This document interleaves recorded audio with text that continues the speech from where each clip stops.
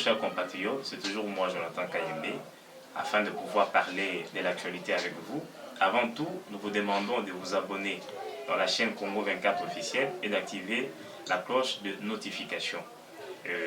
C'est hier que la messe d'action de grâce a été organisée à l'occasion des 100 premiers jours du gouvernement Sama Lukonde. Et plusieurs questions se posent. Quel est le bilan du gouvernement de l'Union sacrée de la nation? Certains parlent d'un bilan négatif, d'autres parlent d'un bilan largement positif. Et nous sommes de ceux qui pensent que le bilan du gouvernement Sama Lukonde est vraiment positif. Positif pourquoi? C'est la question que vous vous posez. Donc, sur tout le plan, le bilan est positif parce que le gouvernement de l'Union sacrée, qui est dirigé par le Premier ministre Sama Lukonde, a prouvé de quoi il est capable. En ce qui concerne la sécurité, il a été proclamé l'état de siège et aujourd'hui on ne parle plus de tueries comme on le parlait auparavant. Donc la situation a été maîtrisée avec la nomination de gouverneurs militaires dans la province de l'Ituri ainsi que du Nord Kivu. Et aujourd'hui, nous savons tous que le gouverneur militaire du Nord Kivu a installé sa base ou bien son quartier général à Beni, là où les tueries étaient devenues une habitude, étaient devenues une réalité quotidienne. C'est pourquoi nous sommes de ceux qui pensent que sur le plan sécuritaire, le gouvernement Sama Lukonde a réussi son pari à maîtriser la situation. Sur le plan diplomatique, là n'en parlons pas parce que le président de la République a parmi ses qualités cette capacité d'amener notre diplomatie au plus haut niveau. Donc nous avons toujours une diplomatie agissante et nous pensons bel et bien que cela sera toujours le cas dans les années qui viennent. Et sur le plan social, parce que certains confondent le social et l'économie, donc penser que le bilan est négatif parce qu'on nous a promis de poulet à 5 000 francs, à 3 000 francs, et cela n'est pas fait, donc c'est ce qui rend négatif le bilan du gouvernement. Là, c'est voir les choses du mauvais côté. Donc ce qui importe, c'est d'abord de voir les efforts fournis par l'actuel gouvernement afin de pouvoir faire changer les choses. Donc les sociales, c'est la conséquence de l'économie.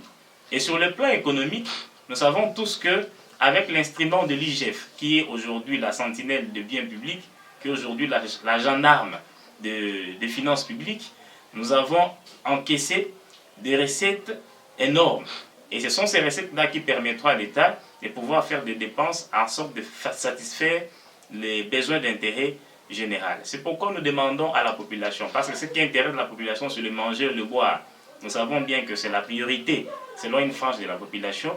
Et avec la prouesse avec laquelle le gouvernement de l'Union sacrée travaille, nous sommes sûrs et certains que toutes les promesses faites par le président de la République ainsi que par le gouvernement de l'Union sacrée, la population de la République démocratique du Congo en sera bénéficiaire. Donc gardons notre mal en patience parce que sur le plan social, que ce soit de la santé, que ce soit de l'éducation, la situation a été maîtrisée.